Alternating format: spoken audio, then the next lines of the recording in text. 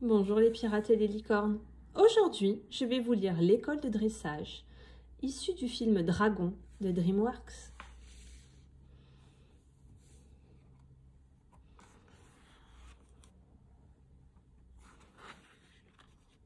Bienvenue à Burke. Dans ce village perdu du bout du monde, les Vikings ont longtemps lutté contre les dragons. Mais un jour, tout a changé. Harold, le fils du chef, a apprivoisé Croque-Mou, un furie nocturne, et montré à tout le village qu'il était possible de chevaucher un dragon. À Burke, Vikings et dragons ont appris à vivre en harmonie.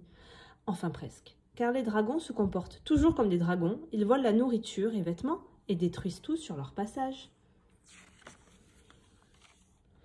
La plupart des habitants se sont faits à leur qualité comme à leur défaut. Mais certains sont prêts à tout pour les chasser de Burke.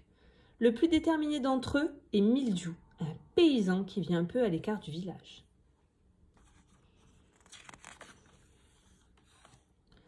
Ce matin, les dragons viennent une nouvelle fois de dévaster le champ de Mildew.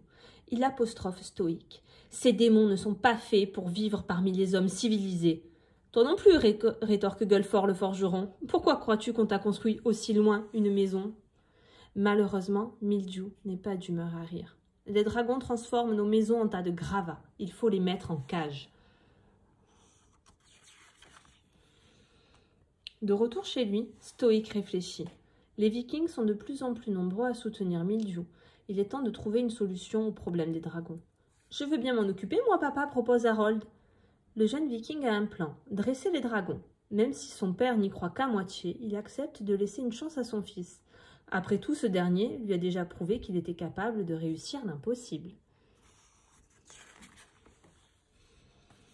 Harold se rend sur la place du village pour tenter de calmer les dragons.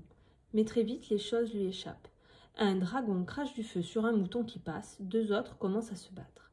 Et pour finir l'après-midi en beauté, Harold reçoit une bouse sur le nez, un vrai désastre. Le Viking rentre chez lui, penaud. Mildew a rallié toute l'île à sa cause, lui annonce son père. Si tu ne contrôles pas ces dragons, on viendra me réclamer leur tête. Harold réfléchit.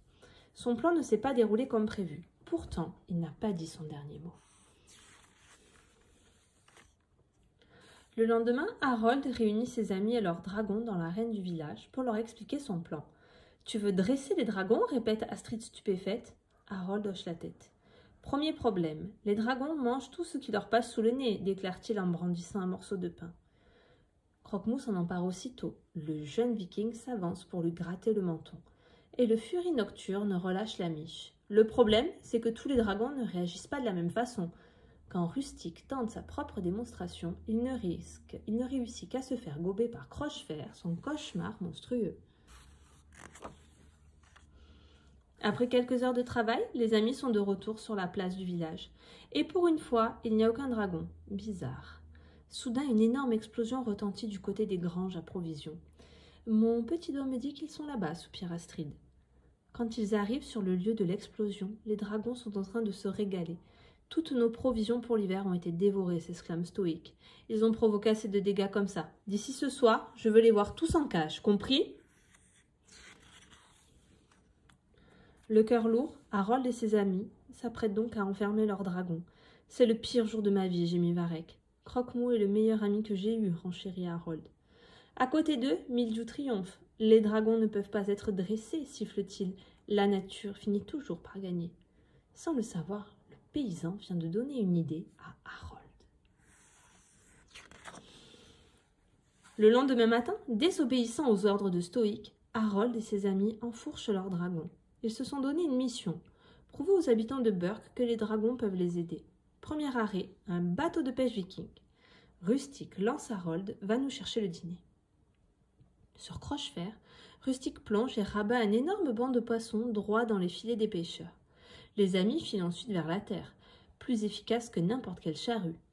Tempête utilise ses aiguilles pour tracer des sillons dans le champ de Mildew. Souris, lance Harold à ce dernier, on vient de t'épargner 3 mois de travail.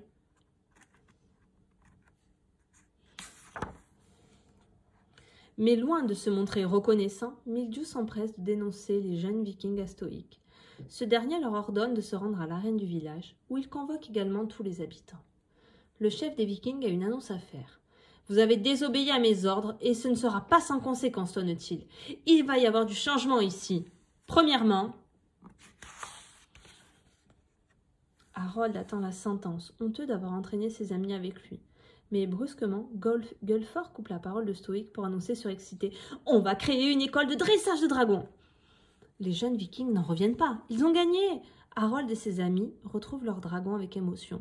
« Tout ce que tu as à faire maintenant, c'est les dresser », lance Stoïque à son fils. « Pas de problème, » réplique Harold. « Je peux compter sur lui », ajoute-t-il en caressant la tête de Croque-Mou. Un tout sautement d'Astrid le rappelle à l'ordre. « Et sur eux, bien sûr », se reprend Harold en souriant à ses amis.